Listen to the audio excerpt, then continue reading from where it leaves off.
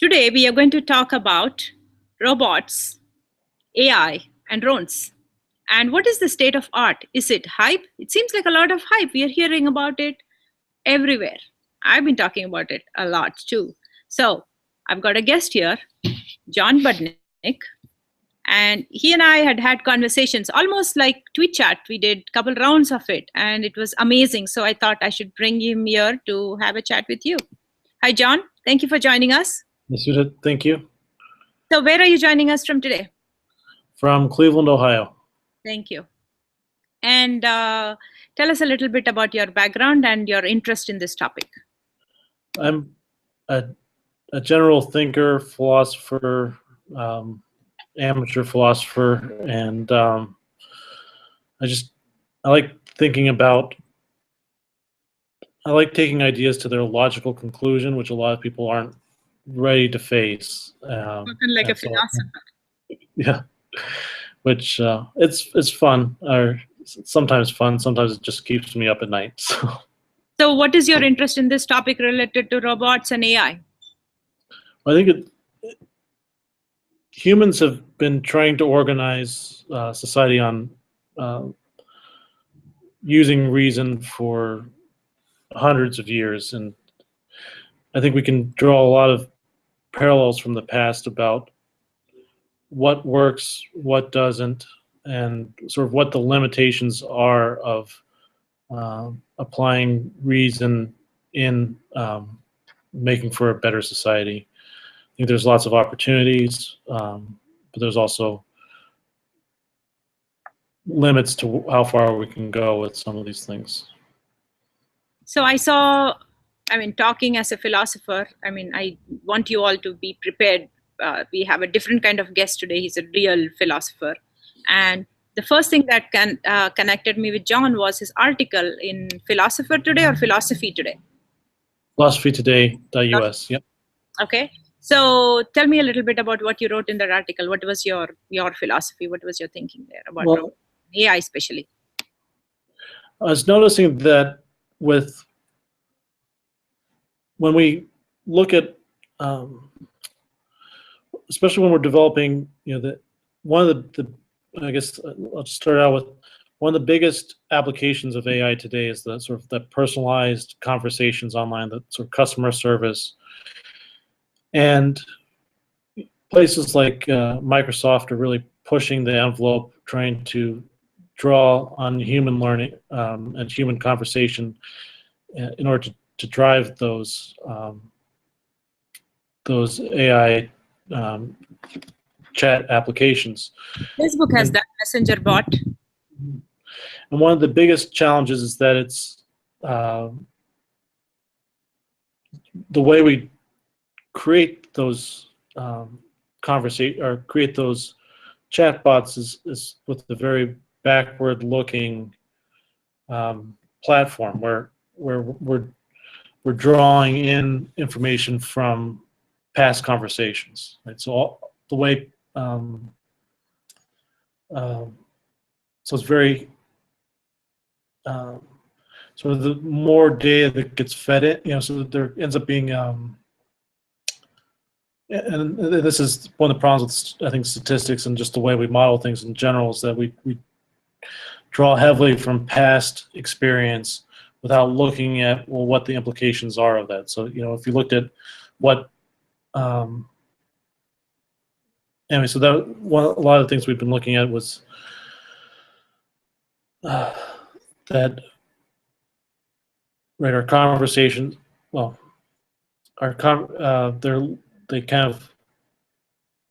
they end up being very regressive, so that the chatbots that come out tend to kind of typecast people and box them in ways that aren't always appropriate for the direction that person's heading or their interests. I want to stop for 1 second just to make sure we're all on the same page. So all these chatbots or any kind of AI is today being run with some kind of machine intelligence, machine learning. And it is basically algorithms which learn based on training data. And you're going by the Microsoft example where the training data came up with abusive language in profiling people because the data was not correct, or it was not correct. It was not pure data, right? The bias of the person feeding the data or incorrect data is going to train the bots to behave not so ethically. Well, and I think it's right, because in some ways that anytime you're going to have a person inputting data, you're always going to have those biases. So it's creating. So the challenge is that first of all, data is always backward looking, right? Because you have to have an event to occur in order to input it, and if whenever you have, and I think that's where it doesn't really apply to chatbots, but when you look at how we develop the weather systems are very using the information of technology to draw in those sensors, to draw in all that information that's relatively unbiased in order to create more accurate weather systems. I'm not sure if you can apply that with and more forward-looking weather systems. I'm not sure if that's possible with language. Language is incredibly complex, and it's amazing how far they've been able to drive that. But anytime when you look at that, the attempts at trying to create unbiased news sources, and just the act of perception creates enormous biases. So your concern is that we are feeding data to these bots and algorithms, and which make up the robots also, and we are building them with biases which are incorrect or should not be propagated, and so we are creating imperfect systems. And there was one, I remember one example on LinkedIn. There was this article floating around about how judges in America, before they give a verdict, they have a system which actually predicts about the person who they are judging on, right? That before giving the guilty verdict, and they say with a high degree of probability whether this person is going to commit another such offense. And heavily skewed against blacks because of whatever data is fed to them. Yeah, and that's just so wrong. yeah. Is that your biggest concern, that you think when we build out this AI of the future, that our biases in the training data is going to build bad systems, and it's going to be bad for us as society? I think that's a problem, but I think one of my bigger concerns is that humans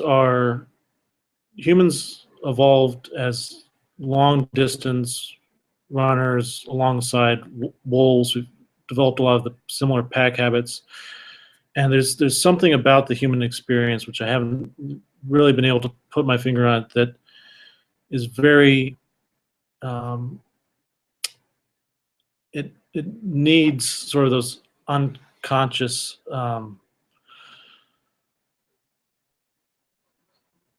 sort of herd mentality, that where everybody moves together, has similar biases, and it's when we try to impose a more rational order on society, it becomes very it can become very disjointed and violent, which is actually, I think I sort of share a lot of I don't think it's all on Elon Musk, but I think there's definitely a lot of concern about that humans have this sort of drive that makes us very that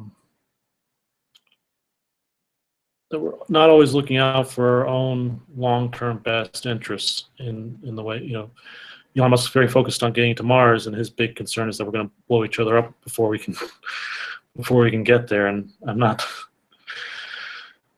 sure that's, and I think he might be right about that, which that's my biggest concern. So because there's a lot of I mean, you don't have to look far to see some of the unsocial behavior that's occurring in the world. So that's I think anyway, and I think that's developing a new because our old social order is very heavily based on an industrialized society, and how do we create a new society that's based that doesn't just create winners and losers, but actually brings along people from the Rust Belt or from people from these different regions that aren't as tech-centric, that aren't as, and how do we kind of create a new social cohesion based around this hyper connectivity? I think that's going to be actually the biggest challenge of the next 20 years. Start back to where we are today, right?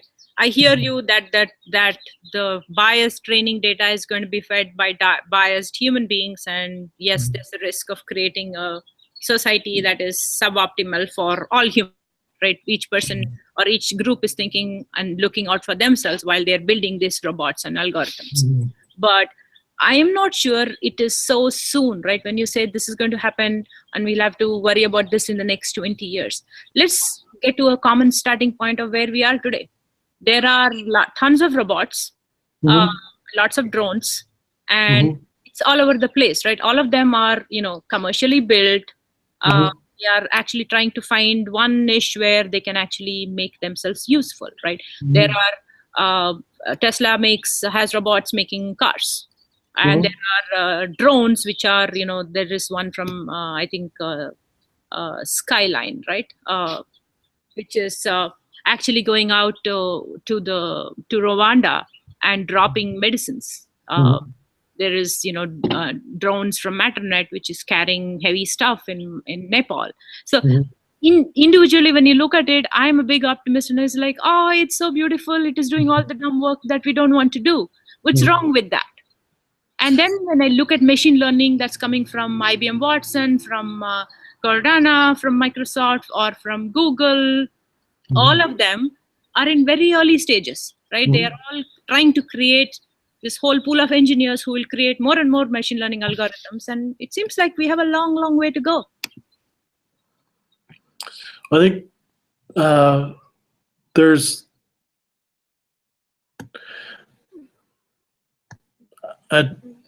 20 years happens very quickly. And, I think if it's one of those things that things happen slowly and then they happen all at once, and I think that right now. I agree. So in technology, things happen. They happen in iterative cycles. They die and they come back, and suddenly there is this killer app or killer whatever combination of environment that makes mobile take off or something take off. So you think that could happen with AI and robots? Yeah. I mean, you look at how quickly. Right? I mean, because the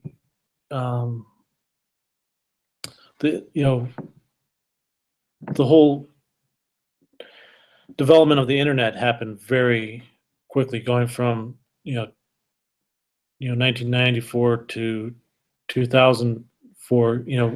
Within that 10 years, you went from dial-up internet and AOL and those little CDs that they used to pass out with every time you went to Blockbuster, and now those Blockbuster and AOL aren't even on the map anymore. And AOL is there, staying on forever. It's not going away.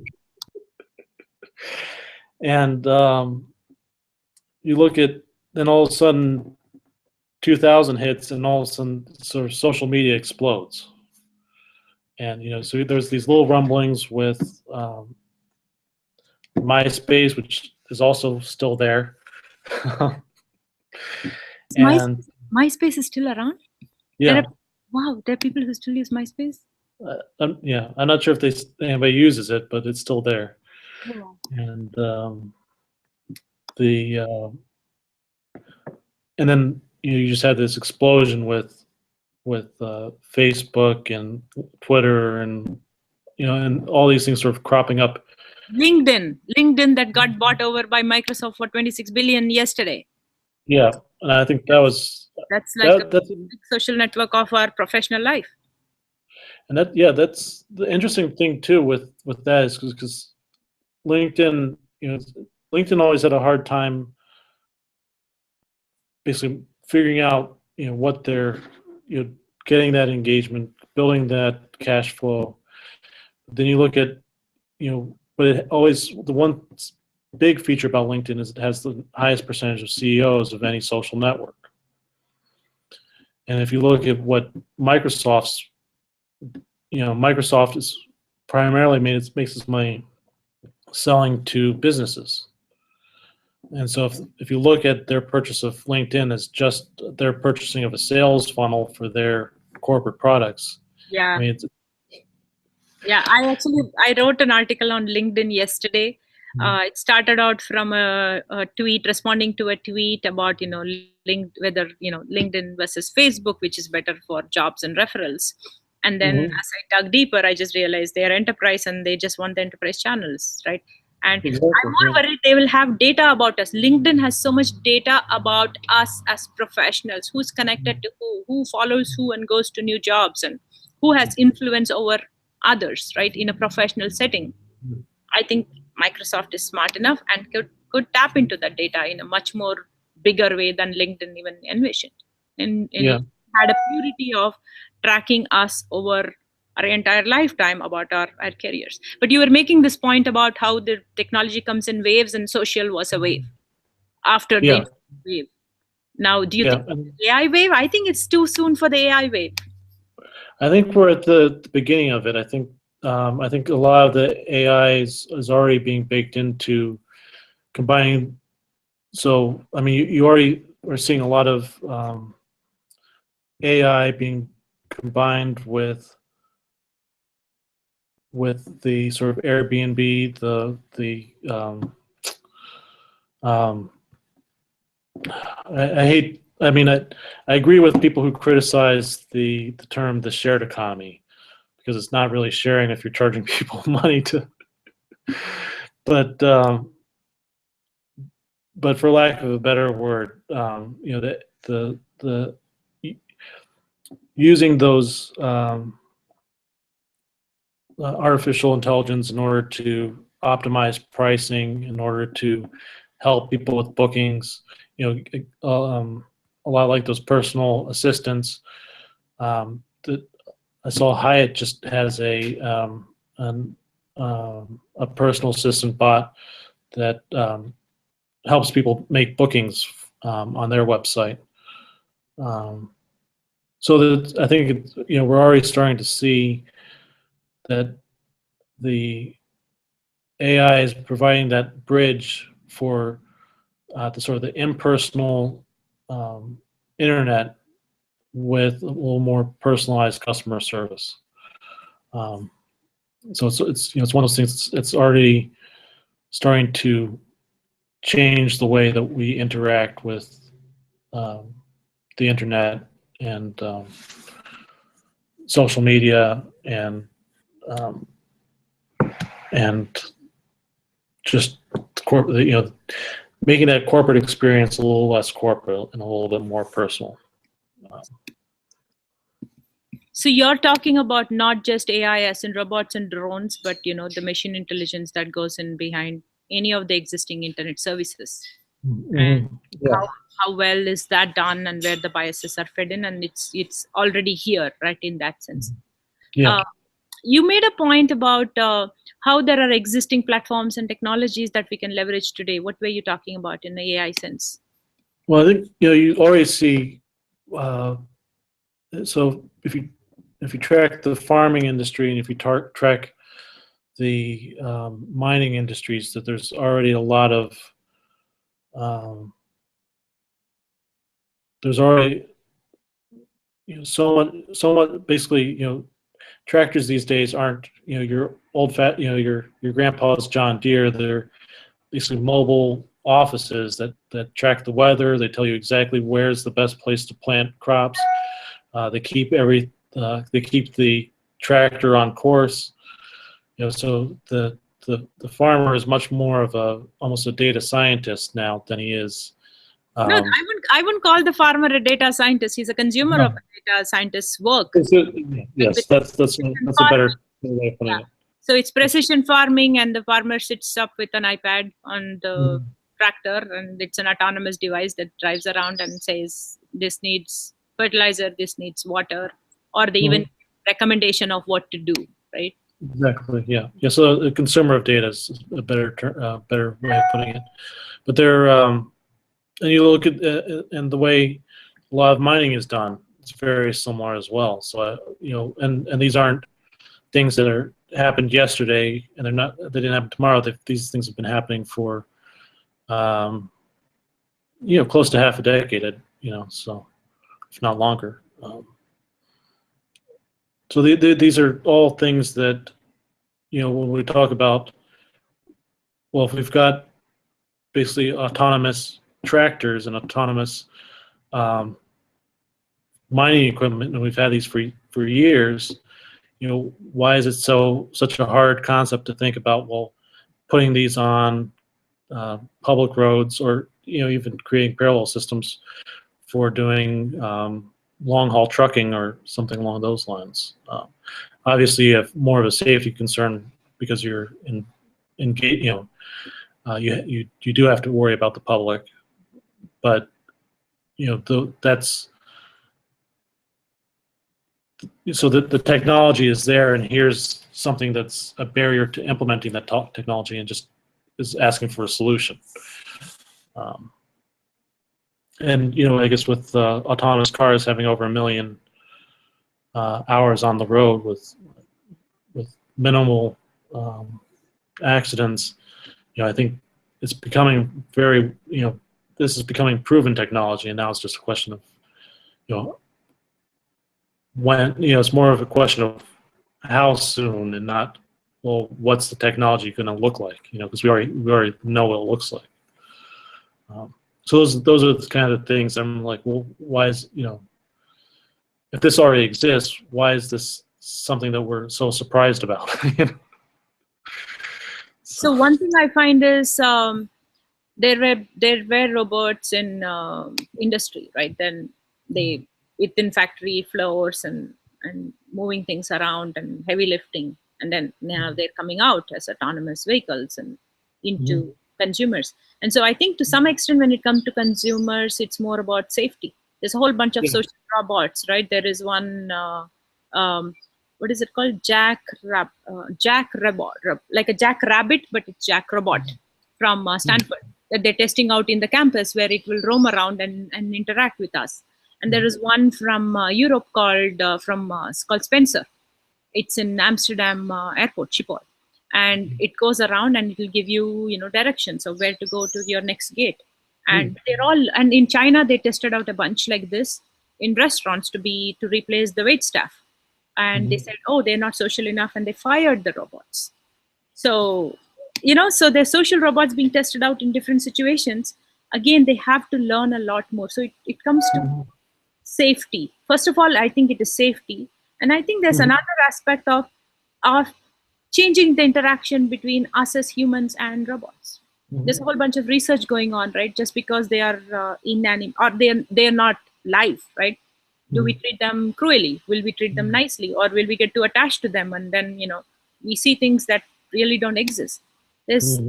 that research is in early stage. I think that could be a reason why though we have the technology, it's all we're not jumping in joy to embrace all of it in every situation, right? So if I were to leave a child with a robot, I want, and I you know even if I'm a big enthusiast of all that, then I'm going to think about all the horror movies of all the things Mhm. it would do, where it would not do the the boundary conditions, where it wouldn't behave the right way. And one way I think we're actually going to see, you know, robots are actually going to be a lot safer than humans in probably at least 90% of the situations, probably closer to 99% of the situations. I think, because if you're driving an autonomous car, you're not going to be speeding, because the autonomous car knows what the speed limit is and it's programmed to stay within it. So we're going to see a lot more safety. I'm wondering too, though, you brought up the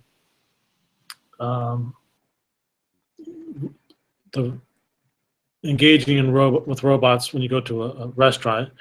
I'm wondering if that's, it's because even though we could do something, I think there's a good chance we won't. I'm a really big fan of Walt Disney, and there's some really good books about Disney, his development of Disneyland. And one of the things that, even though when he built Disneyland, it had some of the most advanced animatronics in existence, and they still are pioneers in animatronics.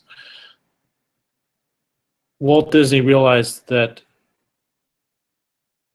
people wanted that personal touch, and so he created situations where visitors would have to engage real people who were managing the park. So, like the actors who play the different Disney characters, but also making sure that there was a lot of people there to give people that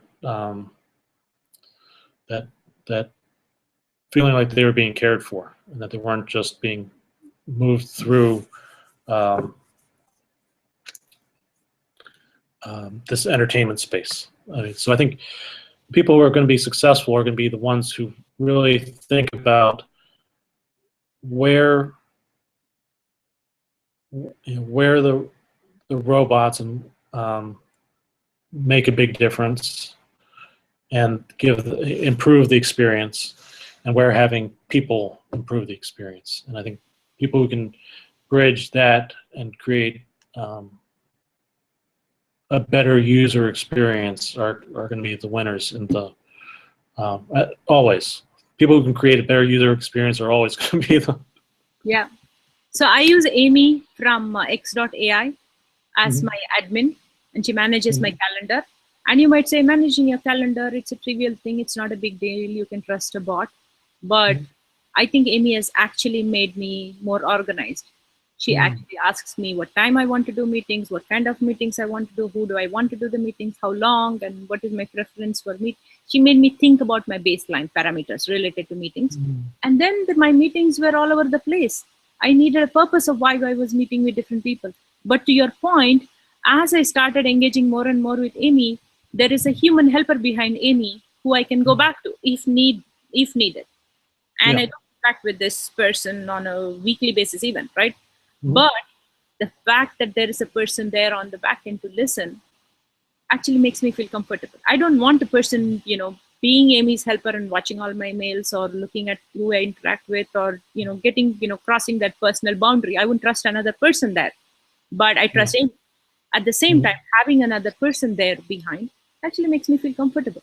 So, I mean, I think that's an AI bot that I would bet on. I would even fund it if I could. I think that's exactly proves the point both of where we're seeing AI being the most useful is in that sort of right now as the helper, and wanting that human backup to support that. So I think we're like I said, I think this is definitely, because we're already experiencing these things, I think we're firmly on that wave. The question is, how does it all shake out? Where, because I think, some, because you can, it's usually not the first people who make the first dent who end up determining where things go. It's the people who look at what happened and